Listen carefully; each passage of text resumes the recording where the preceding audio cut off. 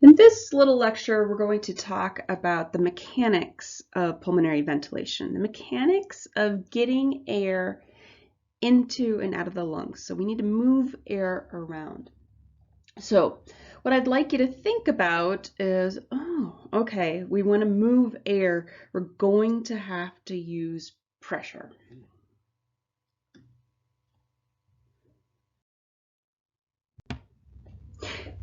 So to set this all up, I want us to remember that our lungs are actually filled with millions, 3 million of these little sacs called alveoli. Now, my artistic skills are challenged just drawing one circle, much less millions of circles. So what we're going to do for this section of the lecture is we're going to remember that all these alveoli are going to fill up. And basically there's one tube, the trachea, that goes down to these alveoli. We've got millions of pockets, but what I'm going to do for simplicity's sake is we're going to make it one big pocket. And we can think about your lungs as one big pocket because there is one tube that should fill up all these pockets as long as your lungs are healthy.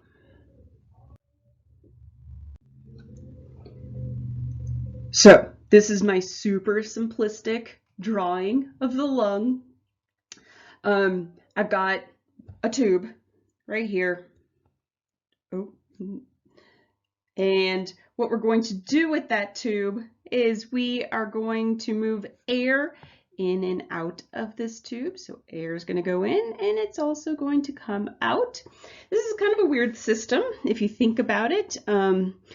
Your digestive system, you have an in tube, in and out tube. It goes in one direction, but this is not our favorite band. With the respiratory system, we have to move air both in and out of the same tube. Trachea, right? Your mouth and your nose then feed into the trachea. The trachea goes and then bifurcates and bifurcates and bifurcates, and then we get down to all of our little alveoli. But we've got our one space here. So if we were going to label things, this would be the trachea. Then this right here, those are all of our alveoli combined together. We can think about that. So we might call that inside the lungs, right? And so our word for inside, our prefix is intra, and then for lungs, pulmonary. And we could call that intrapulmonary space. This isn't really standardized across textbooks, but sure, intrapulmonary space. Somebody might call that intra-alveolar space.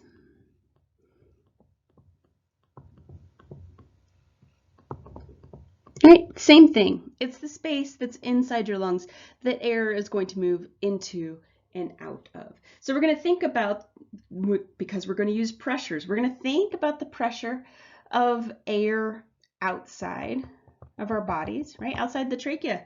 This would be the atmosphere, right?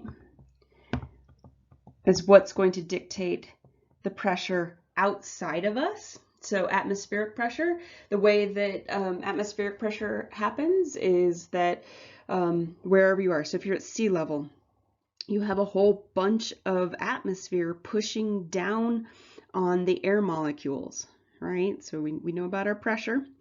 And then if we are in Grand Junction, we're over 4,000 feet higher. There's less atmosphere on top of us pushing those air molecules. So less pressure, less density of air molecules. Go up to Pikes Peak, even less atmosphere pushing down. Okay, so all right, so we've got the atmosphere. Then what are the rest of the lines of this? So when we think about this, here we go. We are drawing a really simplified version of this picture right here, right? So we've got our lungs. That's where all of our alveoli are. In our case, that's a trapezoid. I combined both these lungs into one and all their alveolar space.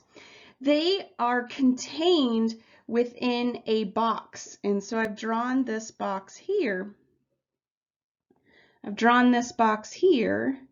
And we can think about that. That's the same as this limit right here. So maybe that's the clavicle right there.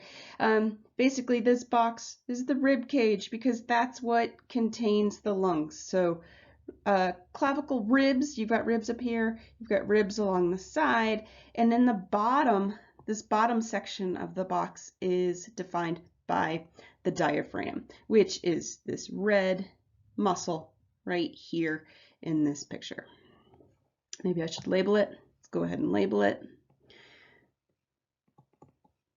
Diaphragm. And that labels the space that the lungs will sit in. So we've got our box. We've got our lungs, and then we need to talk about what else is going on in this picture. So we actually have two membranes. One of them is going to cover the lung space, right? And we call these membranes pleura, right? Maybe I'll make this a highlighter. So we call these membranes pleura. So we've got a membrane that surrounds the lung. It's stuck up right around the outside of the lung. Oh, here, I'm going to make sure that we know the interpulmonary space is in there because it almost looks like I'm pointing to my membrane. Okay, so this membrane right here that's right up close to the lung, this is called the visceral pleura. And if you took 209, this is review. Right. So visceral pleura, that just means, geez, let me spell it right. How about I try to spell it right? So visceral, right? What visceral means is it just refers to organs. So this is a membrane that's around the organ of the lung. So you've got this visceral pleura.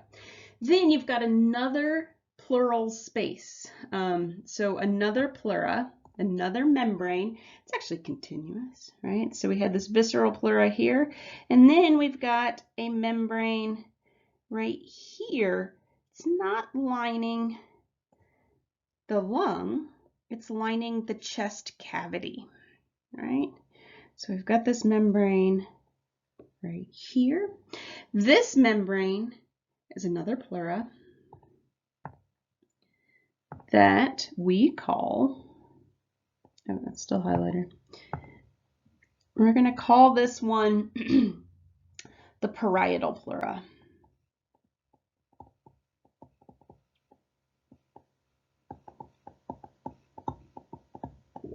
So it's another membrane. So why would we do this and not just let the ribs be the cage and the lungs just be out there? So a couple reasons for pleura. First of all, they're nice slippery membranes. We are moving these lungs a lot against the rib cage. We don't want there to be friction. Friction would not only create heat, but it's more likely to damage tissues. So we're going to go ahead and put slippery membranes in there. The other reason why we are going to do this is that put membranes in here is because these membranes now can make a space in between the visceral and the parietal pleura, and we call this space, so we're just going to call it, I don't know, should we call it interpleura or intrapleural? We'll call it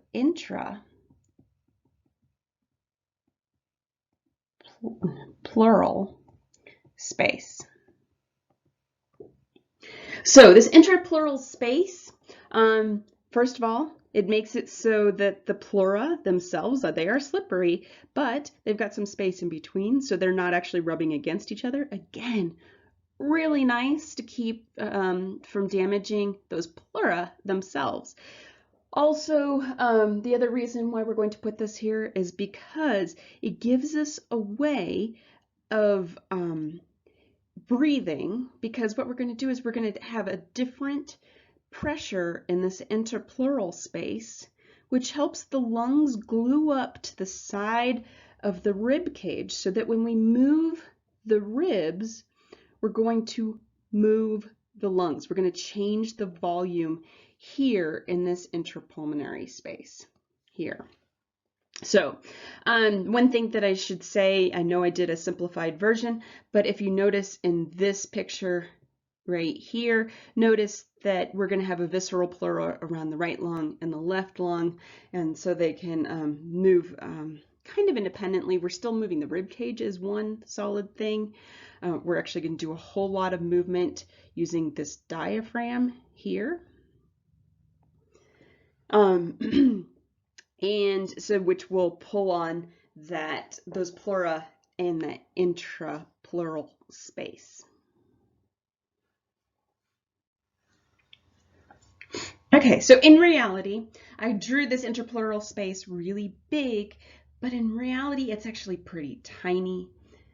So the intrapleural space, if we were to make it more representative, you know, our single alveoli. And so here we've got, I guess I'll go through and highlight again. So here we've got our alveolar space.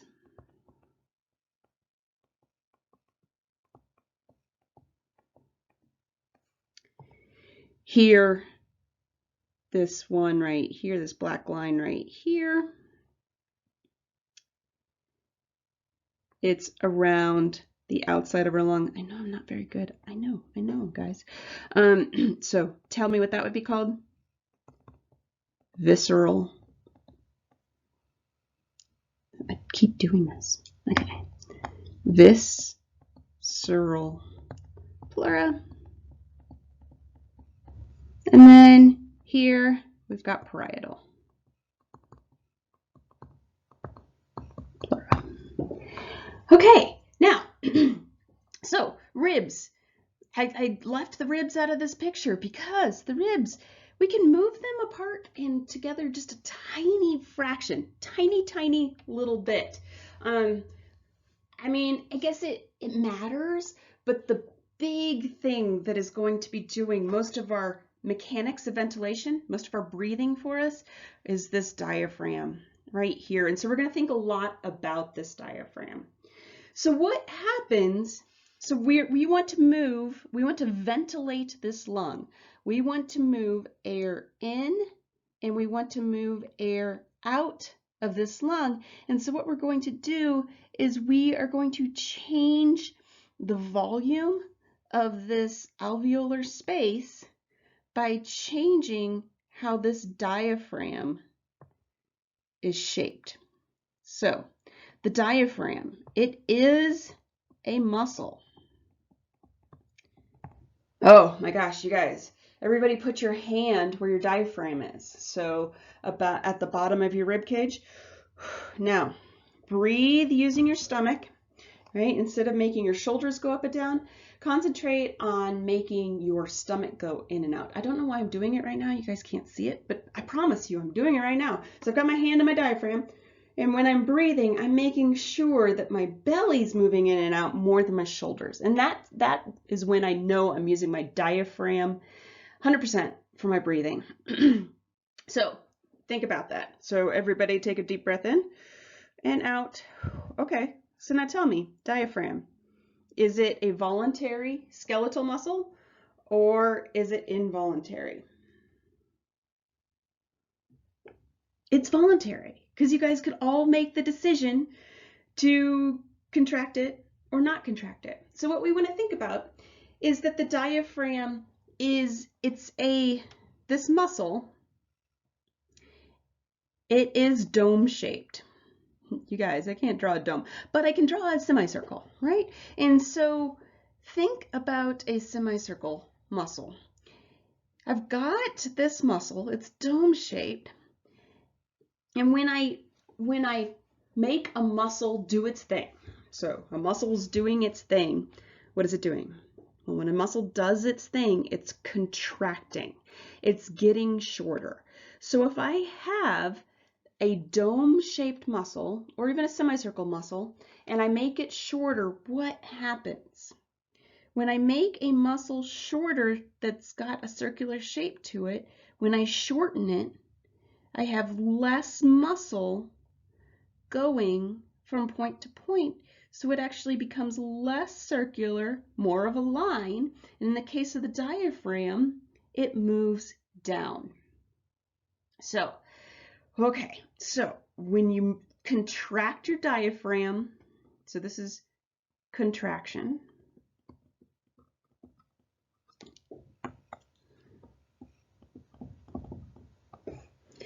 And then with relaxation, I'm going to go from this straight line of a muscle up to dome shape again. So now I have relaxed the muscle. Okay, so I've got muscle relaxation. That's going to be my main breathing muscle, is changing that diaphragm. So just in case that didn't make sense to you, I've got a GIF because you know you're going to love it. All right, so here we've got the diaphragm. We're watching this diaphragm right there. And when we contract it, it's contracting, contracting, contracting. Now it's relaxing, relaxing, relaxing, and it gets longer. So let's think about this. When this muscle contracts, watch what happens to the space that the lungs are in. It's expanding, and then those lungs have to get bigger. That means the alveolar space will get bigger. When the diaphragm's relaxing, right now, the lung space gets smaller, and the alveolar space must be getting smaller, the intrapulmonary space. So let's think about this on the way when we contract the diaphragm, we're inhaling. When we relax the diaphragm, we're exhaling. Okay, I encourage you to think about that and make sure you've got that down. Okay. So that's the basic anatomy of ventilation. Now that we have the basic anatomy of ventilation in our heads, let's talk about the rules that we have to follow for ventilation. When we think about ventilation, oh, this is for all the respiratory system. We'll go ahead and get all the gas laws out of the way. I'm not going to give them names. If you're in chemistry class, you probably had to learn names. We're just going to talk about the rules and understand what the actual rules are. If you want to call them things like Boyle's Law and things like that, cool. But the important thing is the concepts behind these. So let's think about the rules. We all know, first of all, can you define pressure for me? We know that pressure is going to be important here. Can you define it for me? You were thinking to yourself, oh yeah, I can. This is that force per unit of surface area. This is that snowshoe example, right? So we've got pressure. When we think about gases, gases are going to move from high pressure to low pressure. That's cool. It's working just like diffusion, high concentration to low concentration. Pressure is just a way of describing the concentration of air molecules. Because air is so dispersed, it's really hard to talk about and measure actual concentration of air molecules. So instead, we're going to talk about the pressure of air molecules instead of concentration. Okay, so the way that air molecules are going to make pressure is that those little gas molecules are banging into the walls. So let's draw an alveolus. Why not? Because we know that's going to be important, right? So we've got air molecules. Say we have 4, right? Those 4 air molecules, they are going to bang into the walls of the alveolus and bounce off, right? Bang, bounce off. Bang, bounce off. Bang, bounce off, right? That's how we're getting pressure, right? So we've got this little tiny molecule pushing against a amount of surface area right there, right? And we've got some pressure, right? It's tiny, but we're still getting that pressure. Okay, so now you can imagine if I had 8 air molecules in here, I'm going to get more banging, which means I have higher pressure. Hopefully we're doing okay with that. The other thing I could do, so I could put more air molecules in there. The other thing I could do is change the surface area. So what if I make that alveolus a lot smaller, but I still have my 8 air molecules in there? The banging's going to happen on a lot less surface area. So now I have more pressure, right? Because remember, pressure is force per unit surface area. So if I make the surface area small, so if I decrease surface area, pressure's going to go up. Think about that. Make sure you've got that. Okay. All right, so this is what we're going to have to think about. This is our main one for today, thinking about ventilation. Oh, we'll do one more for ventilation at the end, but let's get some other gas laws out of the way so we can think about gas exchange in the next lecture. So our next rule that we have to follow is that we've got gas, right? So we have these little black molecules in our alveolus. Now, all those little black molecules, oh gosh, we didn't talk about what they are, because the air that we breathe in is actually made up of a bunch of different kinds of atoms and molecules. So the total pressure of a gas is the sum of the partial pressures of the gas that make up the total gas. So if we think about the atmosphere, let's think about our atmosphere for a minute. Our atmosphere is made up of a bunch of different kinds of gases. The first gas that makes up most of the atmosphere, do you know what it is? Do you know what it is? It's about 78, 79% of the atmosphere is made up of nitrogen. Right? Nitrogen makes up 80%-ish. Well, yeah, we'll just round it, right? Well, okay, just because we might want to get finicky about percentages. 79%, we'll say, of the atmosphere is made up of nitrogen. Okay, you're thinking to yourself, ooh, what do we use nitrogen for? Oh, I know. We put it in proteins and nucleic acids. Oh, shoot, because we can't breathe in this nitrogen and actually use it and get it to make our proteins and nucleic acids. This is unusable. It's not bioavailable to animals. Oh, geez, man, because there's so much of it around. I would love if I could just breathe in instead of having to eat something. Oh, you know what? I actually like eating meat. So instead, we have to eat something like meat or fixed nitrogen. Plants can do this in these little, actually, the biggest thing that does this are these little bacteria in the roots of plants.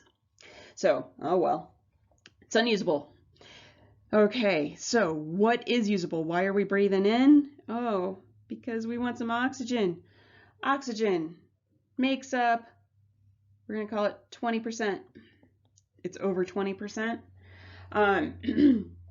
So we've got oxygen making up 20%. Oh, that's cool, right? Okay, so you're thinking, okay, 79, 20%. There must be something else.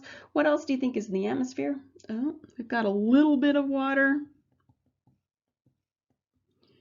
Oh, this is around, oh, it's a lot less than 1%. It's usually, it depends on where you are and how humid it is.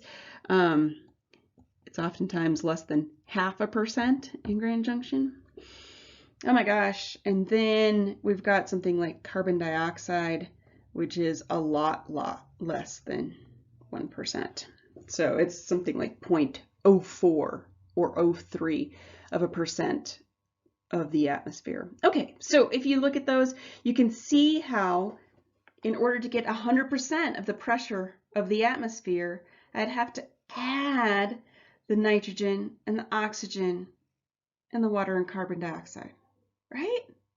Yeah, that adds up to 100%. We don't usually use percentages. We use things that actually measure the pressure. So if I had something, well, So I can write a generalized equation, right? So pressure of a gas, right? To make it match our statement right here. So the pressure for gas is going to equal the sum of the partial pressures of, so this is their total right here, but that's going to equal the partial pressures of all the things that are in it. So we can, right, the partial pressure of, I don't know, O2, right? And then we have to add in whatever's making up the rest, nitrogen, right? H2O, CO2. That's how we're going to get this total right here. So if I have something, like, let's talk about sea level, right? The average pressure of gas at sea level, so at sea level, the average pressure of gas, the way that we measure this, usually, well, for this class, we're going to do it in millimeters of mercury, right? So we've got 760 millimeters of mercury is our total atmospheric pressure, the total pressure of gas in the atmosphere, right? And in that atmosphere, I know that about 79% of it is nitrogen. Oh, guess what? The partial pressure of nitrogen, oh gosh, I wrote these in weird orders. Okay, so the partial pressure of nitrogen is 597 millimeters of mercury. Partial pressure of oxygen, 159 millimeters of mercury. Partial pressure of water is 3.7, 4-ish millimeters of mercury. Partial pressure of carbon dioxide, oh, it's something tiny, right? So it's less than 1, right? So I don't know. We'll pretend like it's this. Okay. If we add those together, right, we're going to get this 760. Cool.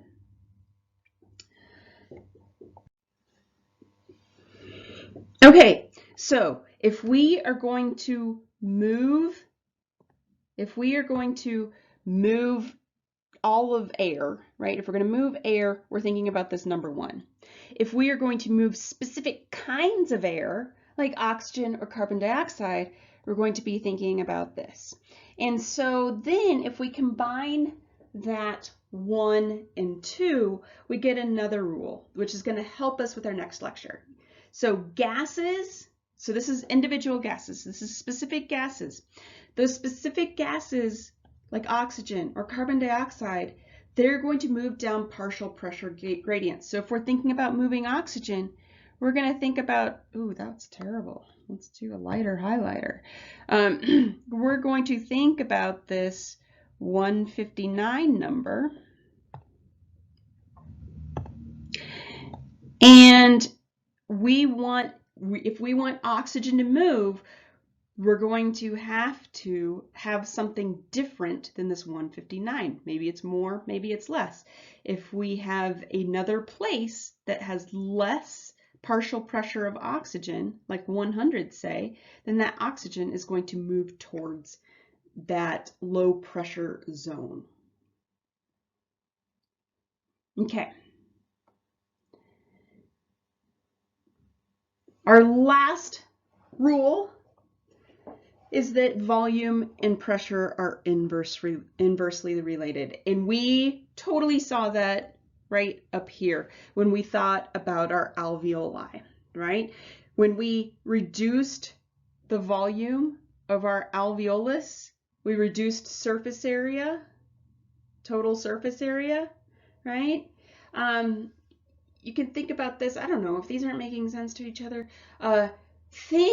Okay, here we go. Here's a pandemic analogy for you, right? When you can go outside, right? You aren't feeling like you're bouncing off the walls, right? You're in a much bigger space. The pressure feels lower. Oh my gosh, that's such a good analogy. And then, like I am right now, I'm stuck inside this little room, and I'm much more likely to hit the walls, right? I'm doing this.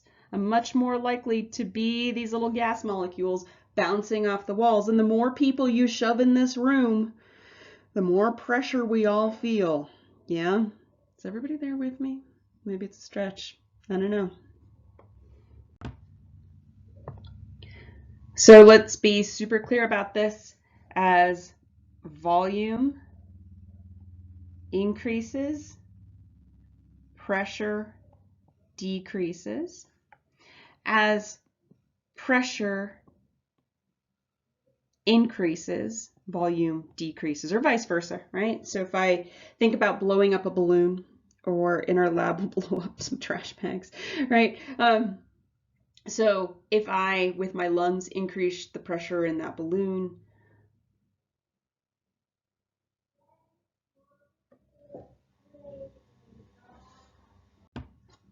nix that. Don't think about that balloon. Think about if I took a balloon that's already blown up and sealed. If I decrease the volume, I press in on the sides of that balloon, the pressure goes up, right? Okay. Whew, we'll talk more about those trash bags later in our lab. Okay. Okay, so let's think about this first rule, our first law, right? So if we're trying to ventilate our lungs, we're trying to move air in and out. And so what you're thinking about with that first law is you're thinking we need to change the pressure, right? So we need to change the pressure of our lung. We're doing that first gas law, all right? So one thing we can think about is that we need to change the pressure. Oh, and we combine it with that third law. Yeah, number 3. Oh, we know how to change pressure. If I change the volume, it's going to change the pressure. Okay. So everybody got that? I hope so. So let's think about holding your breath, and maybe not exactly holding your breath, but think about when you get to the end of an exhale, and before you start inhaling, what happens? You have a little pause. Think about that moment where you have that pause, or you have an exhale and then you have a pause for an inhale, right? So that moment when no air is breathing, nothing's happening. Let's think about what's going on there. We're going to come back to this number later, this interpleural pressure, right? That's the pressure that's going to this interpleural space. Remember that? We're going to ignore it for right now, right? So we're not going to think about that right now. We'll come back to it. We're going to focus on getting air from the atmosphere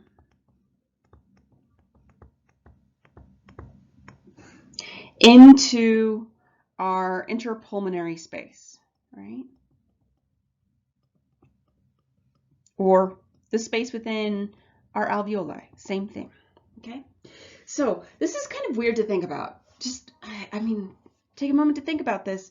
The atmosphere, it has a continuous open tube into your alveoli.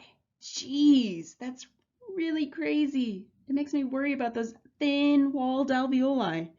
Aren't you worried about them? I'm kind of worried about them. Okay.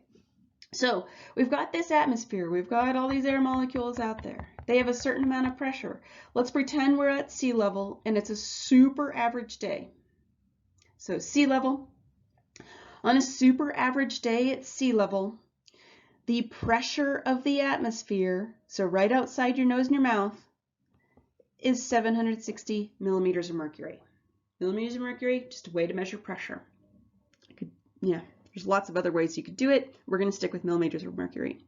So this 760 number can change, but in our examples, we are going to keep it the same. Okay, so we've got 760 millimeters of mercury outside of our bodies. That never changes because even when we blow as hard as we can out into the atmosphere is so big that it all disperses and it still stays 760 millimeters of mercury, no matter what we're doing personally breathing.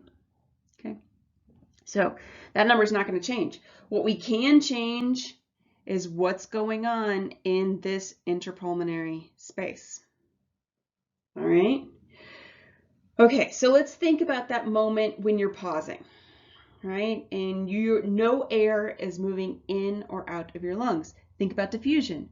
When is it that we get no net diffusion? Oh, when things are isotonic. Oh, same concentration. Oh, we're not using concentration here. We're using pressures here.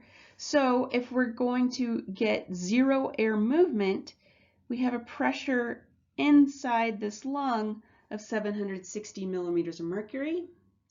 That means there's no net movement of air. So no air is coming in or out of the lung. Hence, nothing's happening. Okay, so let's think about needing to inhale, right? So we need to inhale. We want air to come into that lung. Air is always going to go from high concentration to low concentration, high pressure to low pressure. So that means if we want to inhale, we need, remember atmosphere, does it change? Atmospheric pressure, that number is never going to change. It's just going to stay the same. But we can change this number right here. So we want to inhale. We want air to come in. So let's think about what we want to do to that number. All right. So we call inhaling inspiration. I can't remember if I already told you about that, right? So we have atmospheric pressure. We're pretending we're at sea level. Maybe you are. That'd be cool.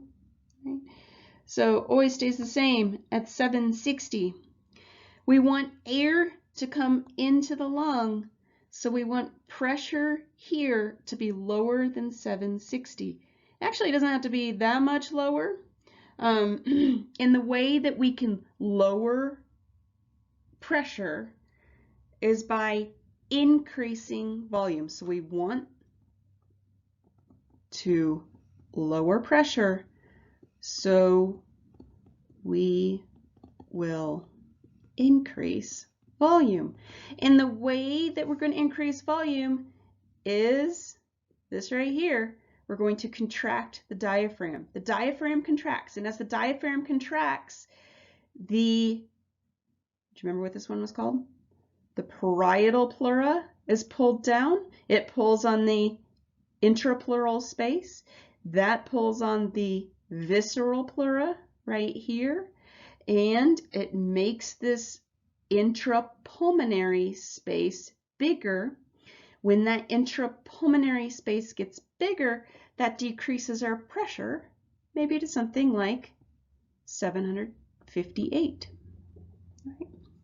So we've decreased pressure by contraction. So we contracted the diaphragm.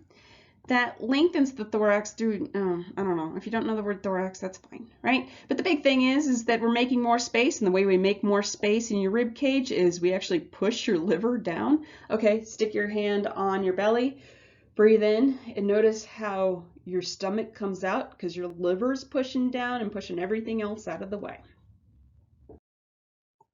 Oh, I changed slides, so I'll have to fill in my numbers again, right? Oh, this is good practice. 760 always stays the same. Inside, because we're inspiring, it had to be, we made our intrapulmonary space bigger, so this pressure went down. Doesn't have to be by much, right? But because that pressure is lower, our air always moves from high pressure to low pressure, right? So we have reduced intrapulmonary pressure. And the reason why we have reduced intrapulmonary pressure is because the intrapleural pressure helps stick the lung up against the wall, right? So air is entering the lung. Sweet. Inhale. Inspiration. Okay.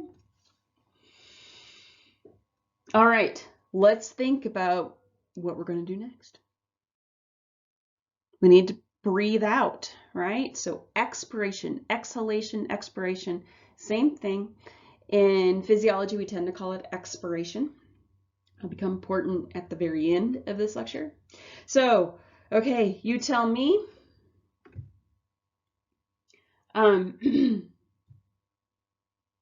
Actually, let's move ahead. I'll draw my pictures here. So here we go. We're going to do expiration. So you tell me what this number up here for atmospheric pressure is going to be, because we're pretending we're at sea level. You got it. 760. Now, we want air, we want to exhale, so we want to move air out of our lungs.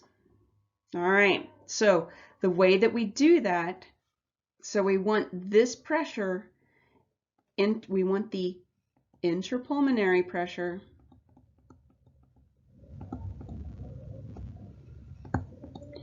we want that one, we want it to increase because we want to exhale. So this number, whatever we're going to write here, it needs to be bigger than 760. So we're going to try to increase intrapulmonary pressure. Oh, cool. The way that we can do that is by decreasing the volume, the intrapulmonary volume. We can decrease intrapulmonary volume by, how do we do that? We relax the diaphragm. When we relax the diaphragm, remember, it becomes longer and it becomes more of a dome shape, right? So that dome shape lets the liver go back up into where your lungs just were, right? So pushes the lungs up. Now your space is smaller in here, and the pressure then increases.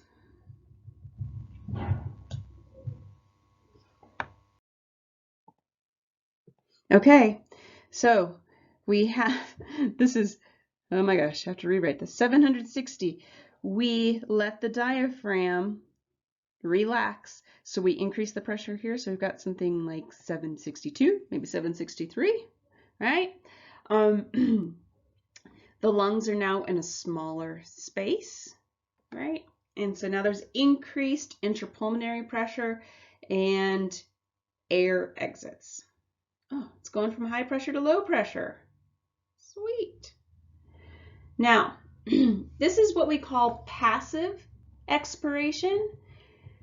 When you get, I'm guessing that you, I don't know, well, who knows, you guys? If you guys were sitting in a classroom, if you're just sitting there watching this video, you're probably just doing passive expiration. You get air out of your lungs just by relaxing your diaphragm. Relaxing, oh, that doesn't take any effort whatsoever. But you all know when you're kind of struggling to breathe, I don't know, when does that happen? Maybe when you're running, right? You get outside, finally, the light of our day right now, right? You get outside, you're way more than 6 feet away from other people, right? And so you start to do extra exhalation, right? So let's try it right now. Get to the end of a regular calm breath and then push out as much air as possible. Oh my gosh, what are you using? What are you using? I'm using my abdominal muscles, a little bit of my lats, a lot of abdominal muscles. That's called active expiration or forced expiration. You'll see both.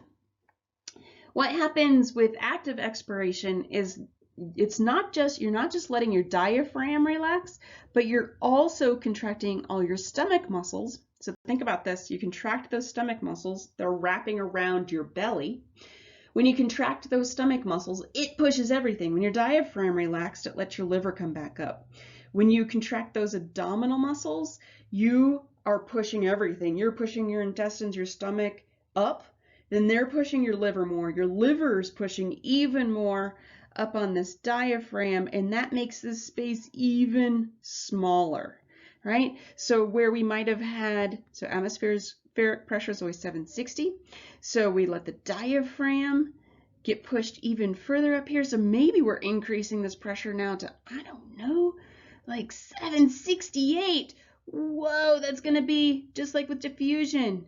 We've got lots more force. It's going to happen faster. That air is going to go out faster when you are using those active expiration muscles, your abdominal muscles.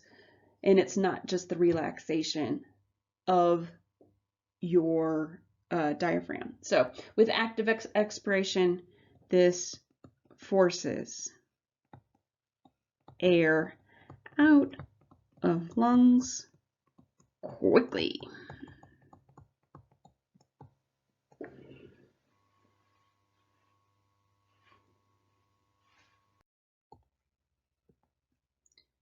Okay, so we have been avoiding this thing, right? So you're looking at this picture and going, oh yeah, this is that picture where the space in between the lungs and the cage that the lungs is confined into, right? Your thoracic cavity. This is where that's really exaggerated, right? So, oh, we've been ignoring that intrapleural pressure. The space right here is called intrapleural space, and it has a intrapleural pressure. So let's come back to this. So remember that we have been assuming that your lungs are glued up against your rib cage, and I just kind of told you that that was the case. It's not actually true. So you've got your visceral pleura. Let's not make me try to spell it again, right? And I keep getting the C in the wrong place. Right, so visceral pleura around the lungs, one around the left and one around the right, right? So we've got the visceral pleura, and then we have the parietal pleura that's pasted up against your diaphragm down there, right? And then up against your rib cage, in the top of your rib cage around where your clavicle is, right? So that space in between, we call the intrapleural space. Now, the weird thing about that intrapleural space, this started when you were in utero, in your mama's belly, right? So what happened is that your rib cage grew faster than your lungs by a little bit, right? And so what happened is that this pleural cavity, this interpleural space, grew faster, so we got more space in here, right? Then that compared to that's in the lungs, right? Then what's in here, right? Because this grew faster, the volume got really big and it didn't catch up. That means that your intrapleural pressure, so pressure intrapleural, oh gosh, because that looks the same as intrapulmonary. Let's make sure we'll write it out. Intrapleural. Your pressure intrapleural is always less than that, than the pressure in your lungs. Pulmonary. So here we've got intrapleural. And then this is where we have the pressure of intrapulmonary. Jeez. Does that make sense? So because this pressure, this green pressure right here that I keep coloring green, because this pressure is lower, that means that the lung is always being sucked. It's always being sucked towards the rib cage. It's always that intrapleural pressure is lower, so it always keeps that lung sucked up against the side of the rib cage. It makes a vacuum. So the rib cage, those pleura work as a vacuum to keep the lungs up against the rib cage. What would happen what would happen? Oh gosh, you guys, let's get dark, right? What happens if somebody stabs you, right? There's my knife. Somebody stabs and pokes a hole in your intrapleural space, right? Right? So out here, we have some kind of atmospheric pressure, right? And then sometimes this interpulmonary pressure is equalized, right? Let's just say nothing's happening in here. That would mean that this interpleural pressure is something way less. Well, not way less, but it's less, right? So maybe it's something like 754, right? But now you just poked a hole. Your interpleural pressure is going to equalize with atmospheric pressure. So 760 out here. We'll make this red because something's gone massively wrong. 760 in your interpleural pressure. That means your lungs will collapse. They're not glued up to the side of your rib cage anymore. We call this collapsed lung, right?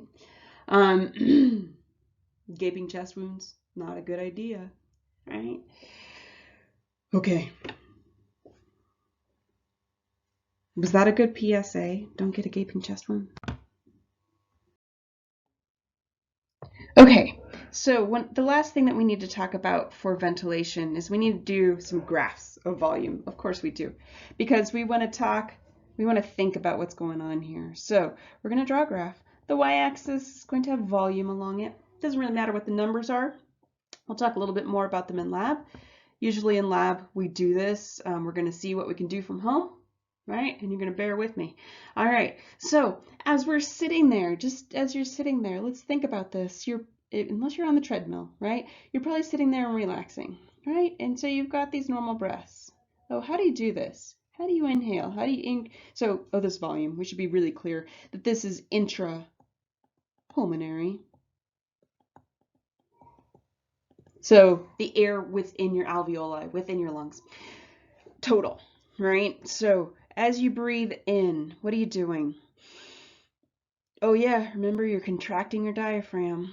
And then you breathe out by relaxing your diaphragm. In by contracting, out by relaxing. Oh, cool. You guys, let's maybe do this a couple more times and calm ourselves down. It's probably good right now. All right, so we've got those little breaths. It doesn't take much. All we're doing is moving our diaphragm. Now, for your next breath, instead of just breathing in as much as you can by contracting your diaphragm, include your chest cavity, right? You can actually move some of the muscles along your rib cage and you can get in more air, right? Oh my gosh, sweet, right? We just inhaled a lot more than we were doing when we were just doing relaxed breathing. Okay, whoa, that was a good breath, right? And now you breathe it out. And we could just relax your diaphragm and get back to where we were when we were doing these little tiny breaths, right? But, let's just take it a step further. Let's exhale as much as you can, right? So you do that exhalation. Remember forced expiration? What were we using? Just do it and think about it. Oh yeah, we're contracting for this line right here. We're going to contract those abdominal muscles, push all that air out. Oh, great. Oh, cool. Then you are waiting, right? And then you let air back in, right? Contract or relax those abdominal muscles, right? And you can go back to regular breathing, right? So all of these things actually have names. Let's go ahead and label them. So from these regular relaxed breaths, we had a certain volume of air moving in and out. And hopefully you guys are agreeing that volume of air when you're relaxed, it's much lower than when you're doing your maximum in and out, right? And so we call these just regular breaths. That amount of air right there that happens just from contracting and relaxing your diaphragm, we call that, let's make it something that we can see, right? That's tidal volume. Oh, geez. Sweet.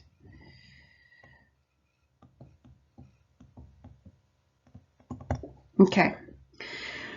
Then let's start with this. When we've got this section of air, right? Let's make it red, sure.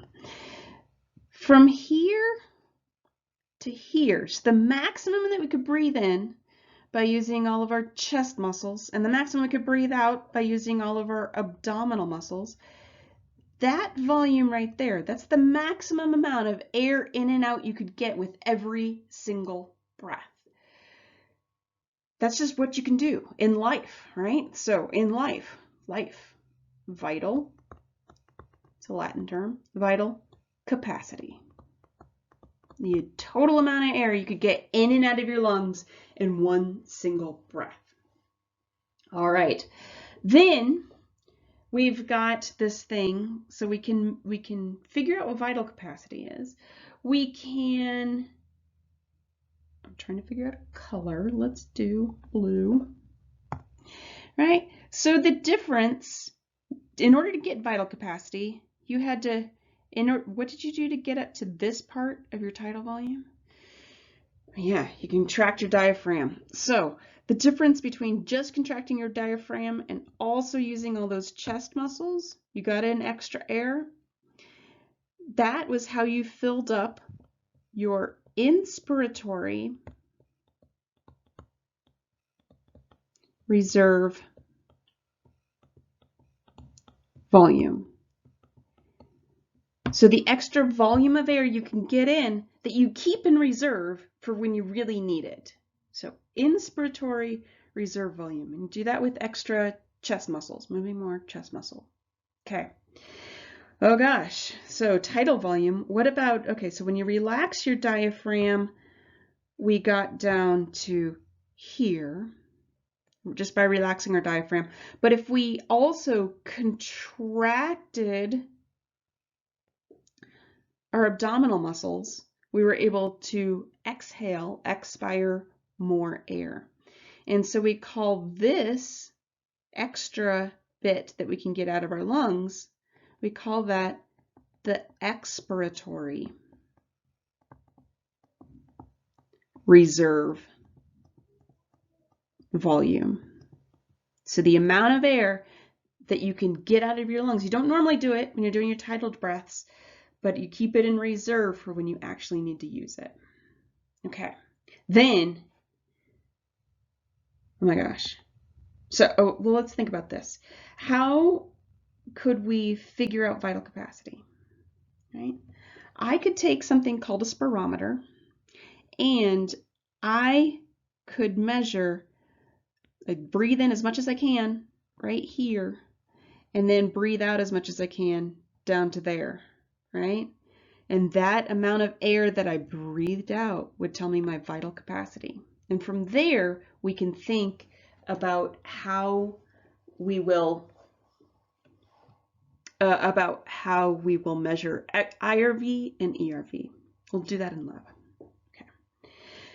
Oh, the last thing we have to talk about, that's not all the air that's in your lungs. There's actually just a little bit of air. We always keep some air in our lungs. We can't ever breathe it out. There's this extra little bit of air that is always going to stay in our lungs no matter what. We call this extra bit of air residual volume.